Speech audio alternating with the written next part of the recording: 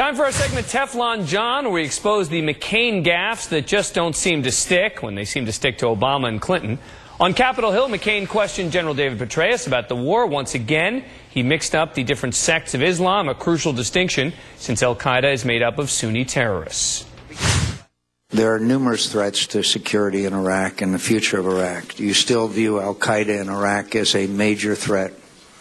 It is still a major threat, though it is certainly not as major a threat as it was, say, 15 months ago. Certainly not an obscure sect of the Shiites all over, no, or Sunnis or anybody else.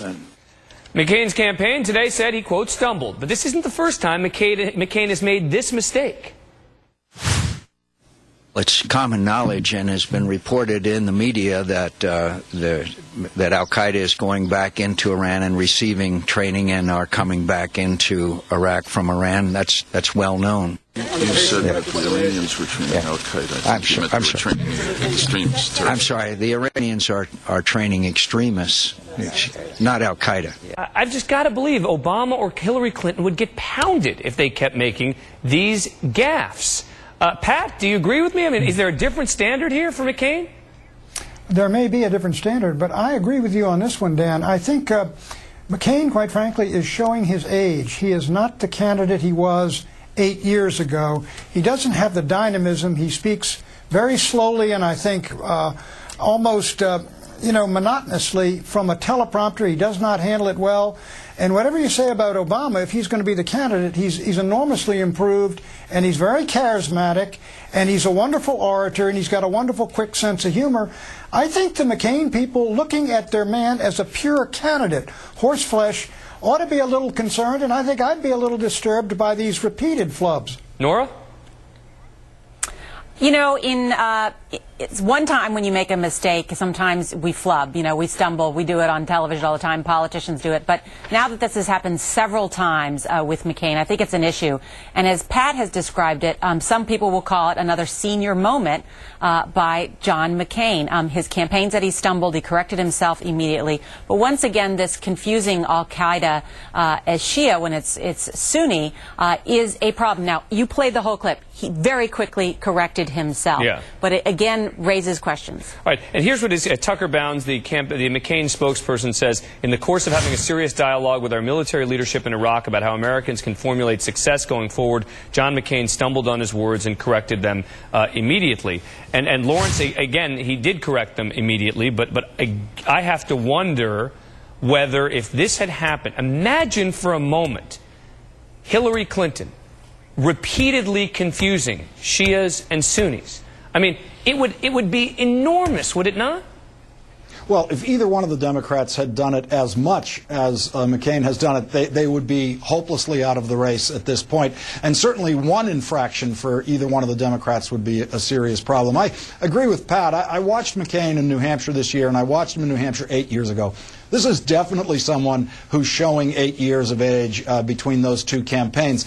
But there's a more harmful possibility developing in the imagery of this, and that could be the imagery that McCain simply doesn't actually care about the distinction, that he has so much faith in American military power and the ability of American military power, that he, like the president, is not that interested in the internal complexities of Iraq. If he develops that image, he's an absolute But then loser. how is this the case, Nora? How is it the case, then, that when asked by Newsweek, which candidate do you most trust to answer the 3 a.m. phone call, McCain is still getting 45%, Clinton's got 27%, and Obama's got 18%. I mean, is that McCain's background? Is that in part based on the lack of media coverage of some of the things that McCain has been doing?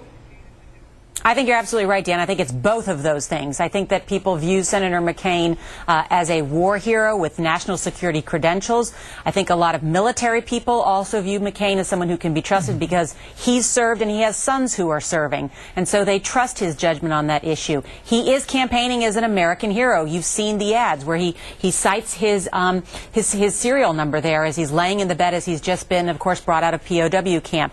But we've not yet had this direct confrontation as the debate goes forward in a general election between McCain and an Obama or a Clinton. Those numbers will change when there's a clear contrast and you get to see sort of the difference between the two of them. But McCain knows that that's his strength. He's going to campaign on that. The question is whether he can prove to the American people or convince the American people that it is worth staying in Iraq and the blood and treasure to continue. And whether the media, Pat, is going to impose the same standard on McCain as they do on Obama or Clinton. Well, let me say, I think even if they do, McCain gets a pass the way Eisenhower did, if you will. Eisenhower garbled everything. And he would deliberately go out and garble things because he knew he could get away with it. But he had conquered Hitler. He had been, he'd been in charge of the invasion. He gets a pass, as it were.